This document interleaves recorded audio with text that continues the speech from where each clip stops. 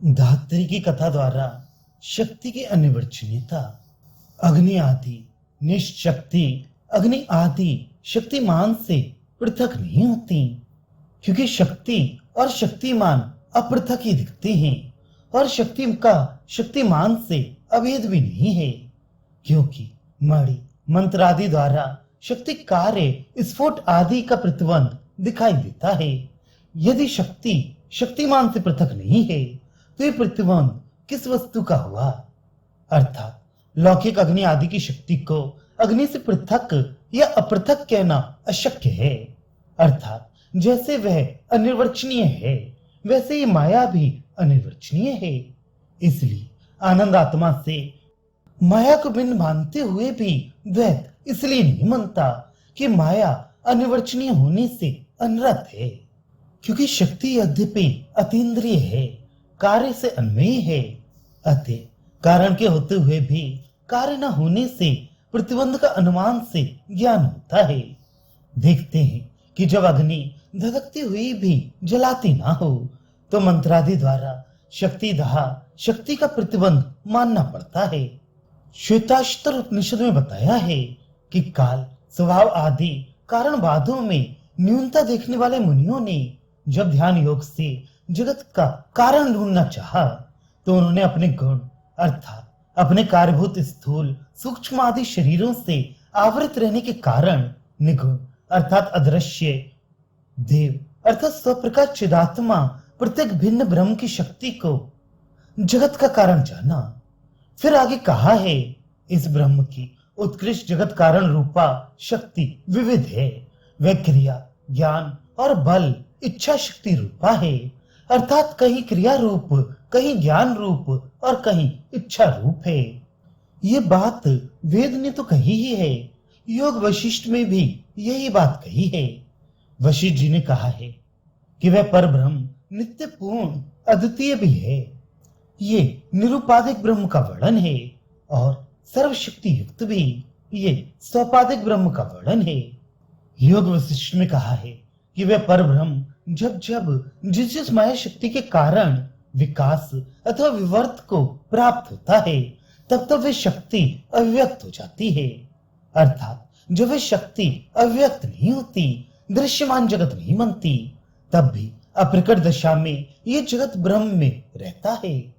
हे राम, देवादि शरीरों में ब्रह्म की वह चिच्चिक दिख पड़ती है। यही नहीं, वायु में स्पंद शक्ति अर्थात चलन के कारण भूत तथा पत्थर में दृढ़ता की हेतुभूत शक्ति, जल में द्रव शक्ति, अग्नि में दाह शक्ति, आकाश में शून्य शक्ति और विनाशी पदार्थों में नाश शक्ति दिख पड़ती है। जैसे अंडे के भीतर अनव्यक्त दशा में महासर्प रहता है, ऐसे ही जगत आत्मा में अनभिव्यक्त दशा में भी बना रहता है। जैसे फल, पत्ते, लता, फूल, शाखा और विस्तृत शाखा व जड़ों वाला पेड़ बीज में छिपा रहता है, इसी प्रकार ये विचित्र जगत ब्रह्म मूल में अनव्यक्त अवस्था में भी बना रहता है। ऋषि, सब शक्तियां एक साथ अभिव्यक्त क्यों नहीं होती? इसका उत्तर, देश और काल की विचित्रता के कारण किसी देश विशेष में और किसी विशिष्ट समय कुछ शक्तियां ऐसे ही अव्यक्त हो जाया करती हैं, जैसे भूमिगत बीजों में से कुछ कहीं किसी समय चावल रूप में उगाया करते हैं। वशिष्ठ जी कहते हैं, हे राम, सर्वत्र विद्यमान सदा प्रकाशमान देश काल आदि परिच्छेद रहित होने से महास्वरूप वाला वह आत्मा जिस समय मनन शक्ति जो पराबोधन रूपा माया परिणाम रूपा है इसको धारण करता है, तब वह मन कहलाता है। आरंभ में मनन शक्ति का उल्लास होने पर मन उत्पन्न होता है, उसके पश्चात बंध और मोक्ष की कल्पनाएं जागती हैं। पश्चात बंधन के अंतर्गत ही भुवन नाम की पहाड़, नदी, नद आदि जगत की रचना की कल्पना होती है। इस प्रकार की ये जगत की स्थिति प्रतिष्ठित हो गई है, अर्थात वास्तविक प्रतीत होने लगती है। ये सब ऐसे ही है जैसे कि सुंदर बालकों को समझाने के लिए कही गई कहानी उन्हें सच्ची प्रतीत होने लगती है। इसी प्रसंग में वशिष्ठ में वर्णित एक कथा को उद्धृत करते हैं। वशिष्ठ जी कहते हैं, हे महाबाहु राम, बालकों को बहलाने के लिए धाय एक मनोहर कहानी कहा करती है कि कहीं 3 राजपुत्र रहते हैं। उनमें से 2 तो पैदा नहीं हुए और एक गर्भ में ही नहीं आया। वे तीनों धर्म पूर्वक एक अत्यंत असत नगर में रहते हैं। वे भ्रांत चित्त एक बार अपने शून्य नगर से निकलकर जा रहे थे कि आकाश में उन्होंने फलों से लदे पेड़ देखे। वे तीनों राजपुत्र आजकल भविष्यत नगर में शिकार खेलते सुख से रह रहे हैं। हे राम, धाय ने जब सुंदर बालकों को ये कथा सुनाई तो वह सुनने वाला बालक भोली बुद्धि से इसे ठीक मान बैठा। इसी प्रकार ये संसार रचना भी विचार रहित चित्त वाले पुरुषों के चित्त में बालकों की कहानी के समान दृढ़ता से जम गई है। वशिष्ठ ने इस प्रकार के उपाख्यानों द्वारा माया शक्ति का विस्तार से निरूपण किया है। यहाँ उसी माया शक्ति का निरूपण किया जाता है। ये माया शक्ति जगत और ब्रह्म दोनों से भिन्न है। यह माया शक्ति कार्य अर्थात जगत और अपने आश्रय अर्थात ब्रह्म दोनों से विलक्षण स्वभाव की है।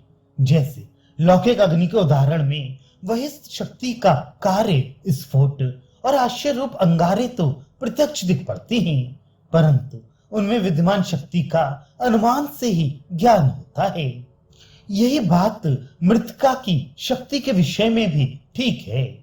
मोटे गोल पेट वाला घड़ा कार्य है तो उस कार्य रूप घट का आश्रय मिट्टी, शब्द, स्पर्श, रूप, रस और गंध वाली है, परंतु शक्ति इन दोनों में से किसी भी प्रकार की नहीं है। उसका ना कोई आकार है और ना उसमें कोई गुण है। शक्ति में न स्थूल आदि कारिक गुण हैं और न शब्द आदि आश्रय के ही धर्म हैं। इस कारण वह विलक्षण है और इसीलिए ये अचिंत्य है। इसका कोई निर्वचन नहीं हो सकता। फिर वह कारण की भांति प्रतीत क्यों नहीं होती? इसका उत्तर देती ही मिट्टी आदि की शक्ति घट आदि कार्य की उत्पत्ति से पहले मिट्टी में ही छिपी रही, फिर कुलाल, दंड, चक्र आदि की सहायता से विकार अर्थात कार्य के आकार की हो गई और अव्यक्त हो गई।